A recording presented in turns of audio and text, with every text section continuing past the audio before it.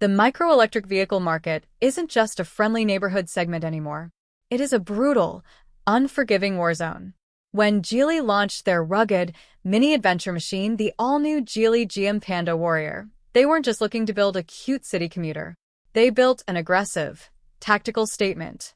But to truly rule the ultra-competitive Micro-EV grid, this pocket-sized off-road clone has to face down some of the absolute biggest sales giants in the automotive world. Welcome to Vision Effect TV. I'm Ava. Today, we are diving into a high-stakes analytical breakdown. Who are the actual rivals trying to crush this car? Can the Panda Warrior's unique outdoor personality genuinely strike terror into the hearts of its competitors, or will it get swallowed whole by established industry blockbusters? Let's analyze the competition, break down the physical data, and see if this miniature warrior has what it takes to become the ultimate market nightmare. To understand the absolute scale of this high-stakes battle, we have to look directly at the undisputed, reigning titan of this segment, the legendary Wuling Hongguang Mini-EV. Wuling basically invented the modern blueprint for low-cost, ultra-compact urban transportation. Their highly targeted Macaron edition focuses aggressively on soft, pastel aesthetics and a cute, friendly vibe to dominate the younger demographic.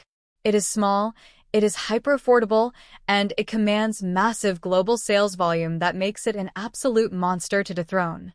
But when you park these two machines side by side, the Panda Warrior instantly makes the Wuling look like a fragile, completely outdated urban toy.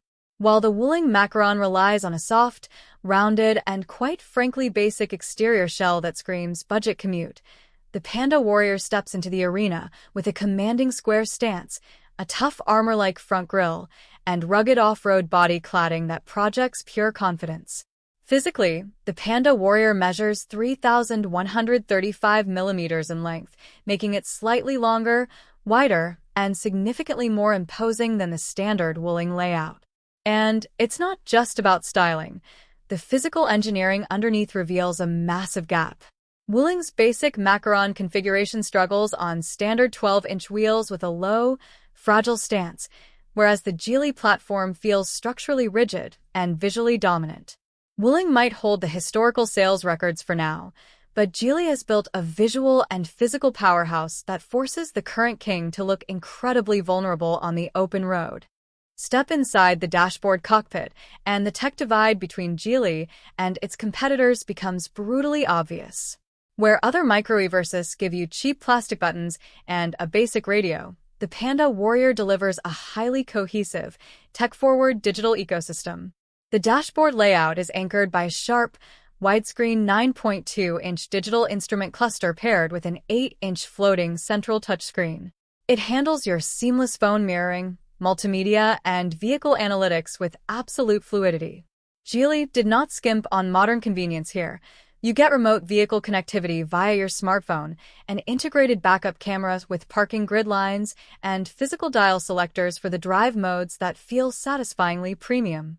It is a highly optimized, fully digital control room that completely shifts the microcar narrative from cheap compromise to compact intelligence. But Wuling isn't the only threat. The Warrior also faces the sleek Changan Lumin and the budget-focused Chery QQ Ice Cream. The Changan uses clean, round curves to look like a tech gadget, while the Chery attacks on pure price. However, both rivals are trapped on flat city asphalt. Their low clearance screams basic commuter. The Panda Warrior completely shatters this. By leaning into the rugged micro-outdoor trend, Geely gives you a car that is spiritually ready to pack a tent, leave the pavement, and escape the grid. Now, look at where the Panda Warrior inflicts a total tactical nightmare on its rivals. First, capability.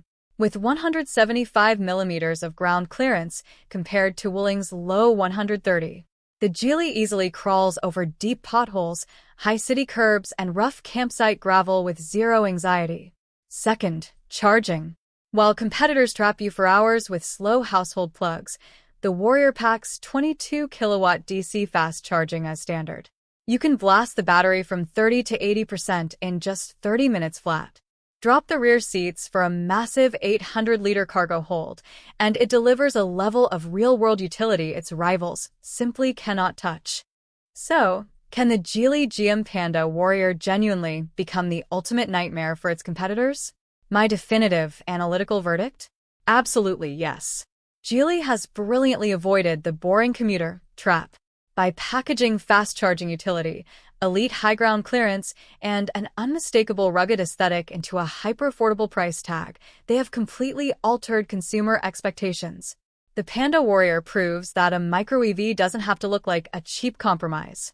It can be expressive, capable, and genuinely fun. For Wuling, Changan, and Chery, the warning shots have officially been fired.